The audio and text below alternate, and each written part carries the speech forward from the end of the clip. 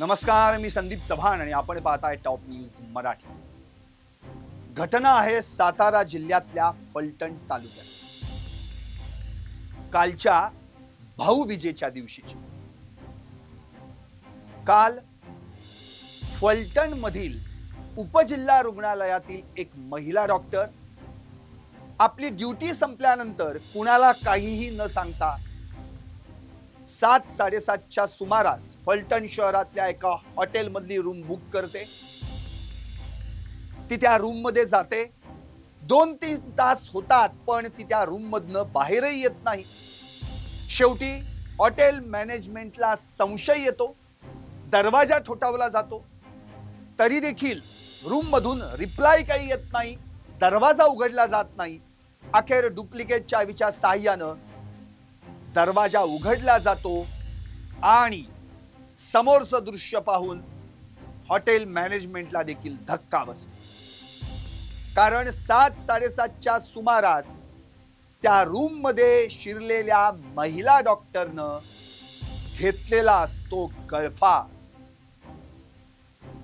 या महिला डॉक्टरनं का केली आत्महत्या, का घेतला गळफास आणि ही आत्महत्या करण्यापूर्वी तिनं आपल्या डाव्या तळहातावर काय लिहिली सुसाइड नोट आणि त्या सुसाइड नोट मधल्या वाक्यांमध्ये कुणाची लिहिली नाव, या विषयावरच टॉप न्यूज मराठीचा हा स्पेशल रिपोर्ट।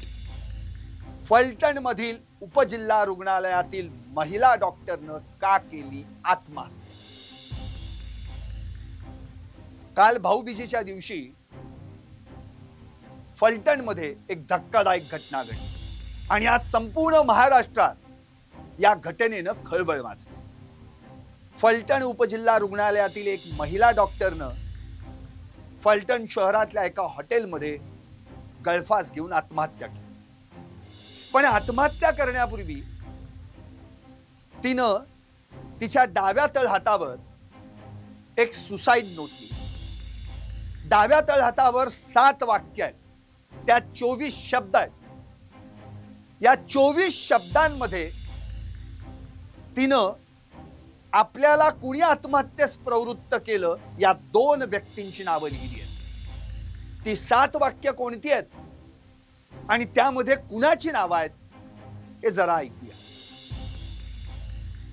माझ्या मरणाचे कारण पोलीस उपनिरीक्षक गोपाळ बदने आहे, ज्यानं माझ्यावर 4 वेळा लैंगिक अत्याचार केला, आणि प्रशांत बनकर, ज्यानं मागील 4 महिने शारीरिक व मानसिक छळ केला। आता याच सुसाइड नोट वरून पोलिसांनी अखेर तक्रार दाखल करण्यासाठी तिच्या नातेवाईकांशी संपर्क साधला। शेवटी नातेवाईकांनी या संदर्भात तक्रार दाखल केली आणि आज फलटण शहर पोलीस ठाण्यात या प्रकरणी आत्महत्येस प्रवृत्त केल्याचा आणि बलात्कार केल्याचा गुन्हा दाखल झाला। आता यात ज्या 2 व्यक्तींची नावं घेतली त्या दोन्हीही व्यक्ती फरार आहेत। त्यातला एक गोपाळ बदने हा फलटण ग्रामीण पोलीस ठाण्यामध्ये पोलीस उपनिरीक्षक म्हणजेच PSI म्हणून कार्यरत आहे, जो फलटण मध्ये 2 वर्षांपासून त्या ठिकाणी पोलीस दलात काम करतो। तर दुसरी व्यक्ती प्रशांत बनकर हा त्या संबंधित महिला डॉक्टरचा घरमालक आणि तो पेशानं इंजिनियर असल्याचं सांगण्यात येतं। आता दोघेही फरार आहेत। त्यांच्या शोधासाठी ठिकठिकाणी पोलीस पथक रवाना झाल्याचं सातारा पोलीस अधीक्षक तुषार जोशी यांनी सांगितलं। ज्यावेळी ही घटना नातेवाईकांना कळली त्यावेळी नातेवाईकांनी एकच आक्रोश केला, हंबरडा फोडला। त्या महिला डॉक्टरच्या आतेभावानं तर यावेळी नेमकं माझ्या बहिणीनं का आत्महत्या केली असावी हे कारण सांगण्याचा देखील प्रयत्न केला. त्यांच्या आतेभावानं नेमकी काय माहिती दिली आहे ऐकूया. माझी बहीण मागील 2 वर्षांपासून फलटण येथे उपजिल्हा रुग्णालयात मेडिकल ऑफिसर म्हणून कार्यरत होते. मागील वर्षभरापासून तिला चुकीच्या पोस्टमॉर्टम रिपोर्ट बनवण्यासाठी राजकीय आणि पोलिसांचा खूप प्रेशर असायचं. तिने ते आमच्या दुसरी बहीण मेडिकल ऑफिसर आहे तिला ते सांगायची, परंतु एवढं असेल असं वाटलं नव्हतं. परंतु शेवटी त्या त्रासाला कंटाळून आणि तिला कदाचित सहन झालं नसेल, तिनं काल आत्महत्या केली. आणि हातावर ज्या पोलीस अधिकाऱ्यांचा तिला त्रास होत होता त्यांची नावे लिहिली आहेत. तसेच मागील 2 वर्षापासून ही तक्रार करण्यासाठी तिने एसपीला लेटरही लिहिले. त्यांची आवक जावक म्हणून रजिस्टरला हे झालेले, पण त्यावर कोणतीही कार्यवाही आजपर्यंत झालेली नाही. त्या काही हे करण्यासाठी तिनं RTIमध्ये हे टाकलं होतं, परंतु त्याचाही त्याला काही उत्तर भेटलेले नाही. ऐकलं. खरं तर 2 वर्षांपासून फलटण उपजिल्हा रुग्णालयात मेडिकल ऑफिसर म्हणून ही महिला कामास होती. पण 1 वर्षांपासून तिच्यावर पोस्टमॉर्टम रिपोर्ट मध्ये फेरफार करण्यासाठी पोलीस आणि राजकारण्यांकडून दबाव येत असल्याचं आत्ताच आपण तिच्या आतेभावानं सांगितल्याचं ऐकलं. अर्थात या संदर्भात तिनं तिच्या बहिणीला देखील वारंवार सांगितलं होतं. तिची बहीण देखील मेडिकल ऑफिसर आहे. पण शेवटी तिला दबाव सहन न झाल्यानं, त्रास सहन न झाल्यानं या त्रासाला कंटाळून आत्महत्या केली असं तिच्या भावानं म्हटलं. आता बहीण भावाचंच हे नातं आणि नेमकी काल भाऊबीज आणि आज त्याच बहिणीचा मृतदेह भावाला पाहावा लागला. अर्थात भावाच्या अश्रूंचा बांध फुटला. कारण ज्या बहिणीचं रक्षण करायचंय म्हणून ती ओवाळणी करताना तिला तो वचन देत असतो आणि जी बहीण या भावानं माझं रक्षण करावं म्हणून त्याला ओवाळत असते, त्याच भाऊबीजेच्या दिवशी या बहिणीनं हे जग सोडलं. अखेर भावाच्या अश्रूंचा बांध फुटला. आपण या ठिकाणी जे सेकंड विंडो आपण पाहतोय त्यामध्ये या महिला डॉक्टरचे आतेभाऊ कसे रडतायत आपण पाहतोय. खरं तर हीच परिस्थिती त्यांच्या घरातल्या प्रत्येकाची आहे. त्यांच्या आई वडिलांनी आणि काकांनी देखील या संदर्भामध्ये आपली भूमिका स्पष्ट केली.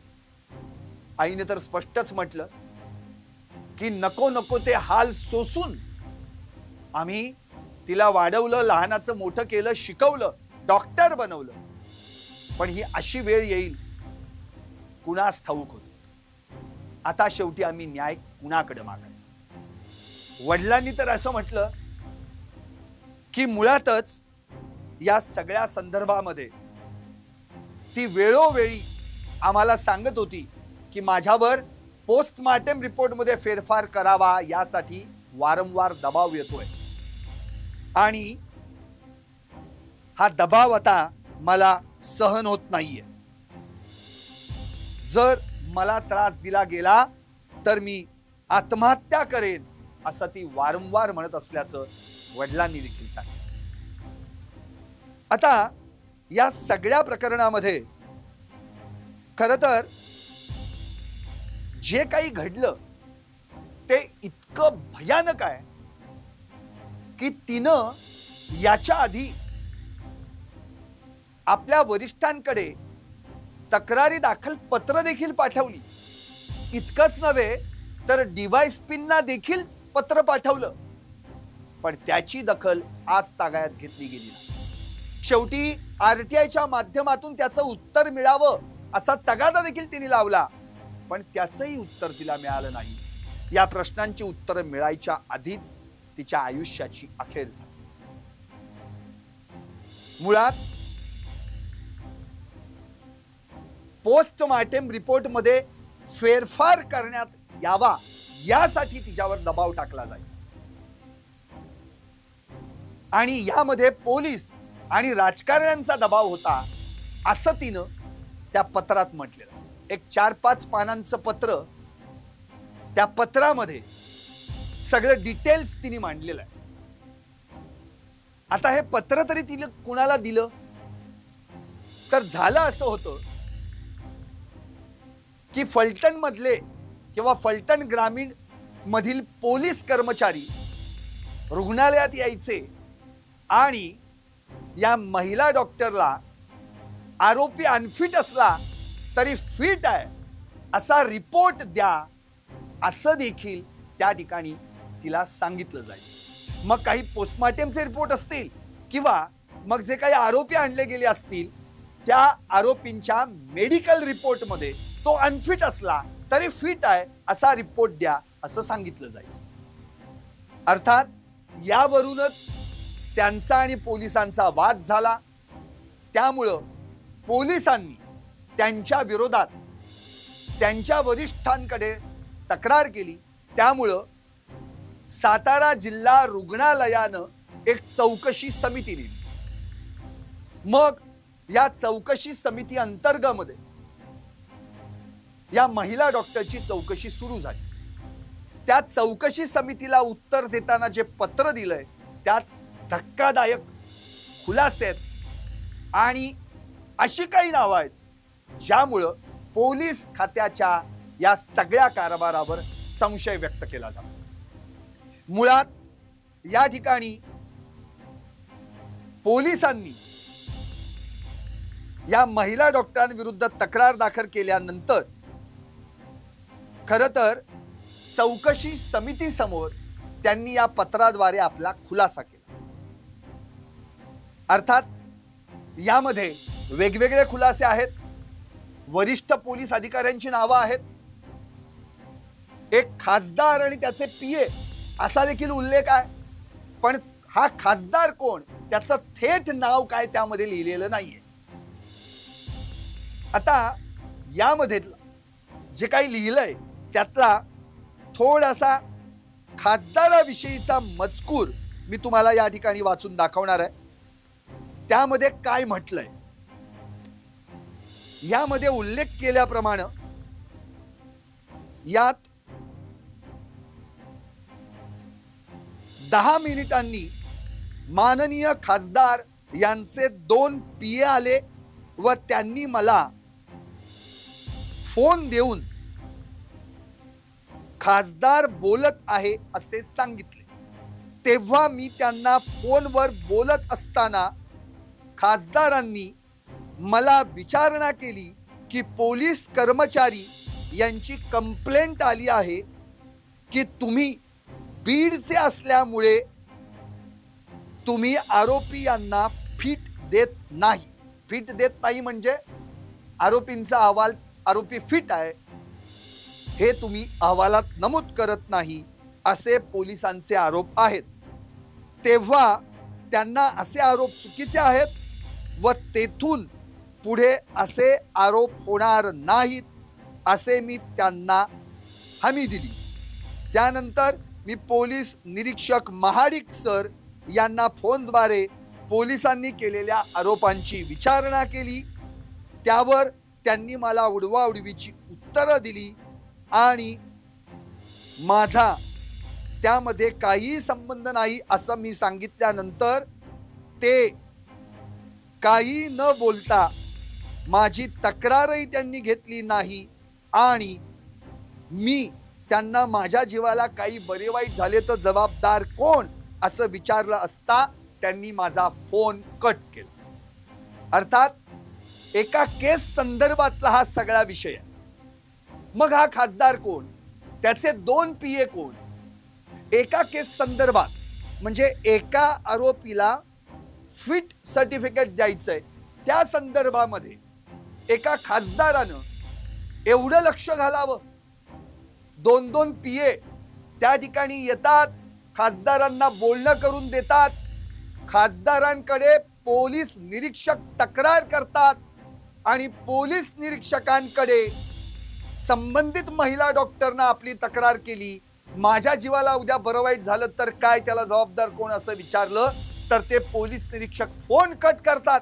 असं काय प्रकरण आहे की त्या आरोपीला फिट दाखवण्यासाठी अहवालासाठी दबाव आणला जातो? अर्थात या संदर्भामध्ये त्यांनी DYSP यांच्याकडे देखील तक्रार केली. पोलीस उपविभागीय अधिकारी. ही तक्रारीची तारीख आहे 19 जून 2025. यामध्ये त्यांनी स्पष्टपणे उल्लेख केलेला आहे, तेही सांगतो. संबंधित महिला डॉक्टरनं या संदर्भामध्ये DYSPकडे काय तक्रार केली? उपरोक्त विषयास अनुसरून सादर करण्यात येते की मी अमुक तमुक वैद्यकीय अधिकारी उपजिल्हा रुग्णालय फलटण येथे कार्यरत असून फलटण ग्रामीण पोलीस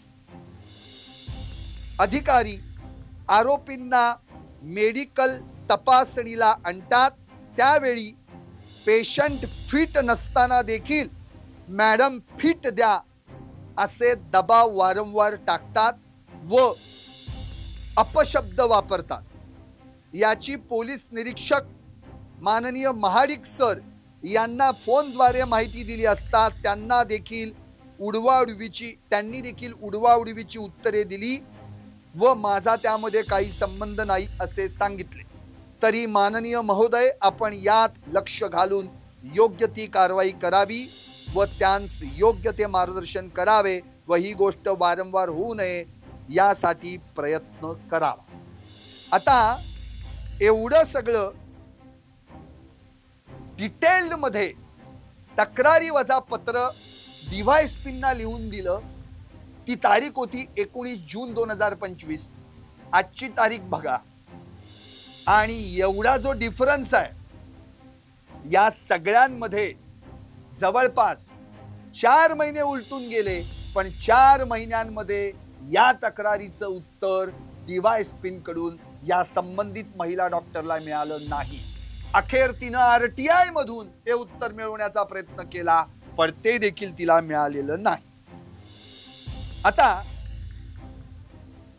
गोपाळ बदने ही व्यक्ती नेमकी कोण आहे? खरं तर विरोधकांनी जेव्हा आवाज उठवला त्यानंतर पोलीस तपासाची सूत्र वेगानं हल्ली चक्र फिरली आणि आरोपींना शोधण्यासाठी रवाना झाली. त्यातलं पहिलं नाव गोपाळ बदने. हा फलटण शहर पोलीस ठाण्यात गेली 2 वर्षांपासून कार्यरत आहे. याआधी तो फलटण तालुक्यातल्या बरड या पोलीस ठाण्यात कार्यरत होता. खरं तर यासाठी याआधी गृहराज्यमंत्री भोयर असतील किंवा साताऱ्याचे पालकमंत्री शंभूराज देसाई असतील यांनी जे कोण दोषी असतील त्यांच्यावर कठोर कारवाई करण्यात येईल असं म्हटलं. अखेर हे प्रकरण मुख्यमंत्र्यांपर्यंत पोहोचलं. ते स्वतः गृह खात्याचे मंत्री आहेत. त्यांनी तात्काळ सातारा पोलीस अधीक्षक तुषार जोशी यांना फोनद्वारे आदेश दिला आणि गोपाळ बदने याला सस्पेंड करण्यात आलं. त्याच्या सोबत जे नाव घेतलं गेलं ते म्हणजे प्रशांत बनकर, जो घरमालक आहे संबंधित महिला डॉक्टरचा, पेशाने इंजिनियर आहे. आता तोही फरार आहे आणि तो गोपाळ बदने देखील फरार आहे. या दोघांचा शोध आता सुरू झाला. आता प्रश्न हाच उरतो की चौकशी समितीला लिहिलेल्या पत्रांमध्ये जो या संबंधित महिला डॉक्टरनं खासदार म्हणून उल्लेख केलाय तो खासदार कोण? तो फलटण ग्रामीण परिसरातला असल्याचं म्हटलं जातंय. ते PA कोण? दुसरी गोष्ट, खरं तर खासदार फक्त लिहिलं गेलंय पण खासदाराच्या थेट नावाचा उल्लेख त्या पत्रात नाहीये. खासदार फलटण भागातील असल्याचं सांगण्यात येतं. पोस्टमार्टम रिपोर्ट बदलण्यासाठी प्रचंड दबाव आणून अनफिट असताना फिट असल्याचा रिपोर्ट देण्यासाठी दबाव टाकला जातो. म्हणजे खरं तर जे आरोपी तिथे आणले जात होते पोलिसांकडून ते अनफिट असूनही फिट दाखवण्यासाठी हा सगळा दबाव होता. त्यावर त्या पत्रामध्ये देखील क्लॅरिफिकेशन लिहिलेलं आहे. जे on duty officer, on duty doctor असतो तो त्याचा आणि त्याच्या वरिष्ठांचा निर्णय असतो की सर्टिफिकेट कोणतं द्यायचं. त्यामुळे पोलिसांचा हस्तक्षेप कसा काय आणि यावरूनच पोलीस आणि संबंधित महिला डॉक्टर यांच्यामध्ये वाद झाला होता। मुळात या सगळ्या प्रकरणात आता संबंधित महिला डॉक्टरच्या आईनं देखील म्हटलेलं आहे की आरोपींना फाशीच झाली पाहिजे, आम्ही तिला तळहाताच्या फोडाप्रमाणे जपलं, पण या संबंधित महिला डॉक्टरनं शेवटी तळहातावरच आपल्याला कुणी आत्महत्येस प्रवृत्त केलं आणि आपल्याला कुणी त्रास दिला यांची नावं लिहिली होती। एकंदरीत सातारा पोलीस अधीक्षक तुषार जोशी हे या संदर्भात काय म्हणालेत ते ऐक। शहरामध्ये आज सकाळी एक गुन्हा दाखल झालाय ज्याच्यामध्ये एक महिला डॉक्टर यांनी सुसाईड केलं आणि त्या सुसाईड करताना त्यांनी स्वतःच्या हातावर 2 नावं लिहून ठेवली, ज्याच्यामध्ये एक आमचे PS आहेत फलटण ग्रामीणचे आणि अजून एक सिव्हिलियन व्यक्ती आहेत। अशा दोघांविरुद्ध मानसिक आणि शारीरिक छळाच्या आणि बलात्कार केल्याच्या म्हणजे त्याच्याकरता मी आत्महत्या करते अशा अर्थाने लिहिल्यामुळे गुन्हा दाखल करण्यात आलेला आहे। बलात्कार आणि आत्महत्येस प्रवृत्त करणे असं दोघांविरुद्ध। एक आमचे PS आहे त्यातले आहेत फलटण ग्रामीण पोलीस स्टेशनचे। हा गुन्हा दाखल झालाय फलटण शहरमध्ये, कारण त्यांनी ज्या हॉटेलमध्ये आत्महत्या केली ते हॉटेल फलटण शहरमध्ये आहे आणि या दोघांविरुद्ध गुन्हा दाखल झालाय। आरोपींना पकडण्याकरता टीम रवाना करण्यात आलेली आहे। मीनवाईल PSI जे आहेत त्यांच्या विरुद्ध गुन्हा दाखल झाल्यामुळे पेंडिंग इन्क्वायरी त्यांना लगेच तात्काळ सस्पेंड करण्यात आलेला आहे। साहेब, ह्या एक प्रकरणामध्ये त्या मुलीनं एक पत्र लिहिलं आहे, त्या पत्रामध्ये खासदारांकडनं आणि त्यांच्या PM कडनं मला दबाव आणला जातो माझ्याकडे असा एक आरोप केला। त्यात नेमकं कोण किंवा नेमकं काय विषय? नाही, याच्यामध्ये म्हणजे हा जो गुन्हा आहे याच्यामध्ये त्यांनी तर ही जी 2 नावं लिहिली आहेत ती म्हणजे मानसिक आणि शारीरिक छळ आणि बलात्कार अशी आहेत। आता ह्या ज्या चिठ्ठीचं तुम्ही म्हणताय किंवा तक्रारीचं, त्याच्यामध्ये मी जी प्राथमिक माहिती घेतली त्याच्यानुसार या डॉक्टरांनी जेव्हा पोलीस अटक करतात आणि मेडिकलला आणतात त्यावेळेला मेडिकलच्या अनुषंगाने काही तक्रारी त्यांच्या डॉक्टरांविरुद्ध आणि डॉक्टरांविरुद्ध पोलिसांच्या अशा झालेल्या, ज्याच्यामध्ये तत्कालीन PI यांनीही या डॉक्टरांविरुद्ध एक तक्रार केली होती, त्यांनी पोलिसांविरुद्ध केली होती। परंतु ॲपरंटली असं वाटते प्रायमा फेशी की या दोन्ही गोष्टींचा संबंध नसावा, परंतु गुन्हा दाखल करण्यात आलेला आहे। पुढचा तपास फलटण शहर पोलीस करतायत। आम्ही आता तो तपास फलटण SDPO यांच्याकडे देणार आहोत, जेणेकरून तो SDPO लेवलच्या अधिकाऱ्याकडे जाईल आणि यातलं पूर्ण सत्य बाहेर येईल। याच्या आधी आपल्याकडे त्या संबंधित डॉक्टरांनी अशी काही तक्रार केली होती का की पोलीस आमच्यावर दबाव टाकतायत की आम्ही सांगेल त्या पद्धतीचं सर्टिफिकेट आम्हाला द्यावं म्हणून?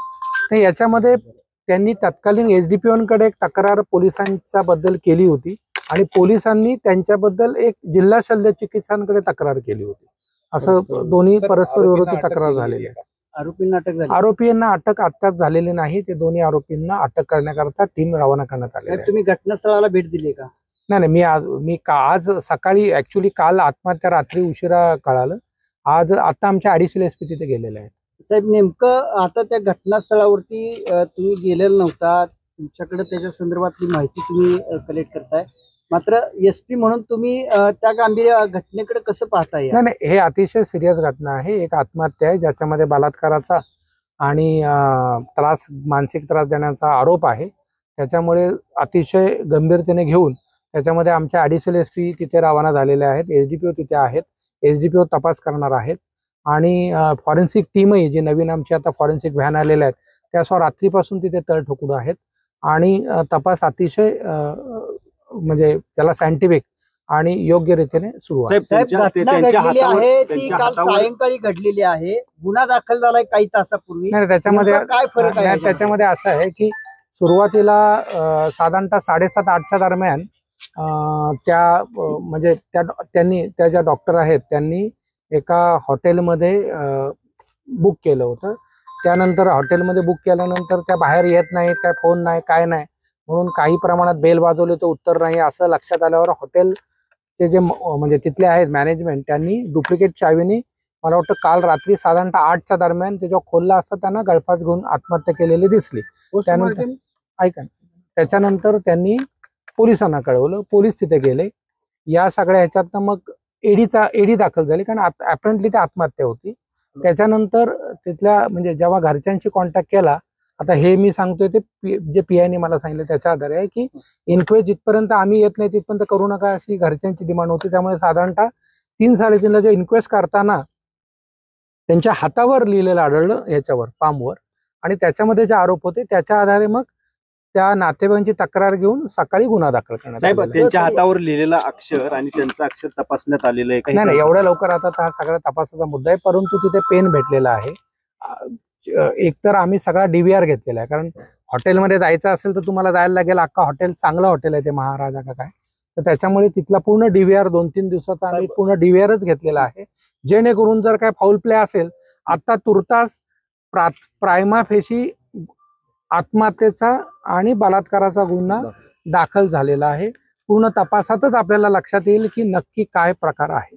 मयत आणि जो संशयित तर ते आरोपी आरोपी आमचे शोध घेतोय आम्ही. मयत आणि संशयित आरोपी जे आहेत त्यांच्यात ओळख कधीपासूनची होती, काय माहिती समोर नाही, आता अपेरंटली यातला जो PSI आहेत आमचे ते आणि या महिला या एकाच तालुक्यातल्या बीड मधल्या आहेत, त्यामुळे त्यांची ओळख असावी असा अंदाज आहे. परंतु फ्रँकली हा काहीतरी 1 वर्षापासून तिथे होता हा PSI, आणि ह्या महिला सुद्धा 2 वर्षापासून तिथे होत्या.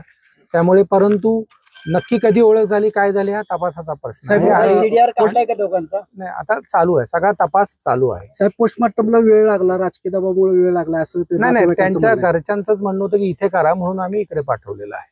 पोस्टमॉर्टम इन कॅमेरा झाले का?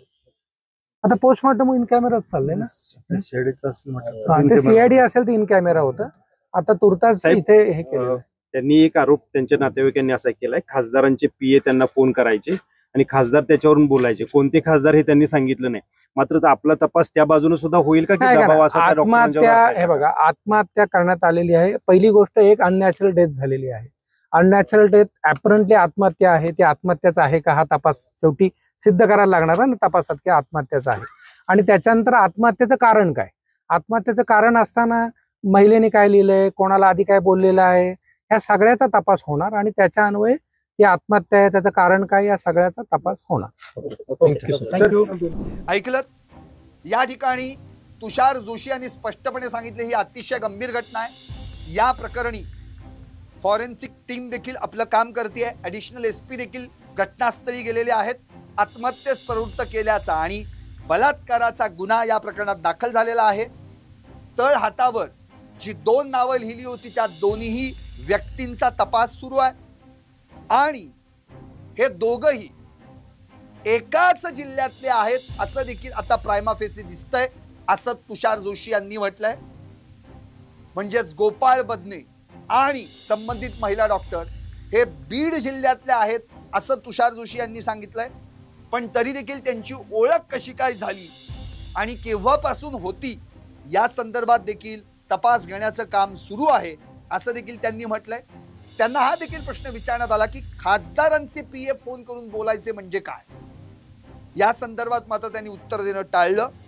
आत्महत्या आता प्रथमदर्शनी झाल्याचं दिसतंय, पण त्यामागचं कारण काय आहे हे शोधता शोधता निश्चितपणे यावर देखील तपास केला जाईल असं या ठिकाणी तुषार जोशी यांनी सांगितलं. एकंदरीत काय, खरं म्हणजे ही घटना सर्वांचंच मन हेलावून टाकणारी. भाऊबीजेच्या दिवशी एका बहिणीनं आपलं जीवन संपवावं आणि भावानं ओक्साबोक्शी रडावं असा दुःखद प्रसंग कुणावरही येऊ. खरं तर आज महाराष्ट्रात आपण जर आत्ता पाहिलं तर महिला कुठे सुरक्षित आहे? महिला घरात सुरक्षित आहे का? नाही. रस्त्यावर समजा तर ती भाजी मंडईला किंवा आणखी कुठल्या कामानिमित्त बाहेर पडली असेल तर त्या ठिकाणी ती सुरक्षित आहे का? नाही. ऑफिस मध्ये काम करताना देखील तिला टॉर्चर केलं जातं, तिचा छळ केला जातो, त्या ठिकाणी देखील ती सुरक्षित आहे का? शाळा कॉलेजांमधली विद्यार्थिनी तरुणी देखील आज सुरक्षित आहे का? अहो ते जाऊ देत, या सगळ्यांच्या तक्रारी ज्या पोलीस डिपार्टमेंट मध्ये येतात त्या ठिकाणी काम करणाऱ्या महिला पोलीस कर्मचारी आणि महिला पोलीस अधिकारी तरी सुरक्षित आहेत का? आणि आता तर डॉक्टर, महिला डॉक्टर देखील सुरक्षित नाहीयेत. मग महाराष्ट्रात सुरक्षित आहे तरी कोण? हा प्रश्न गृहमंत्र्यांना आहे, हा प्रश्न मुख्यमंत्र्यांना आहे, हा प्रश्न सरकारला आहे. खर तर ज्या महाराष्ट्रात छत्रपती शिवाजी महाराजांनी स्त्रियांचा आदर सन्मान कसा राखायचा याची शिकवण दिली, त्याच महाराष्ट्रात आज जर महिलांचे असे छळ होत असतील आणि महिलांना आपलं जीवन संपवावं लागत असेल तर आपण कोणती शिकवण घेतलीय असा प्रश्न आज अख्खा महाराष्ट्र या महाराष्ट्र सरकारला विचारतोय. मुख्यमंत्री साहेब उत्तर द्या. या प्रकरणामध्ये सखोल चौकशी केली जाणार का? या प्रकरणामध्ये हे जे 2 आरोपी आहेत त्यांचं आणखी कुणाशी कनेक्शन आहे ती नावं बाहेर येणार का? या प्रकरणात या संबंधित महिला डॉक्टरनं ज्या खासदाराचा उल्लेख केलाय तो खासदार कोण हे चौकशीत निष्पन्न होऊन त्याच्यावर कारवाई होणार का? थोडक्यात या प्रकरणात पूर्णपणे तळाशी जाऊन प्रत्येक दोषी व्यक्तींवर कारवाई होणार का? हा प्रश्न टॉप न्यूज मराठीच्या माध्यमातून मी सरकारला विचारतो. महाराष्ट्र वॉन्ट्स टू नो, महिला सुरक्षित का नाहीत याचं उत्तर आज सरकारनं द्यायलाच हवं. पाहत राहा टॉप न्यूज मराठी, आपला महाराष्ट्र आपली बात. तुमची car, electric panel, data server आगीपासून सुरक्षित आहे का? नाही? मग आजच बसवा F protect temperature activated fire suppression device. यामध्ये आहे eco friendly non toxic pressurised liquid, जे आग लागल्यास क्षणार्धात ऍक्टिव्हेट होऊन आगीवरती मिळवते नियंत्रण. बसवण्यास अतिशय सोपे आणि सुटसुटीत टेकालिपचे एक दर्जेदार उत्पादन एफ प्रोटेक्ट.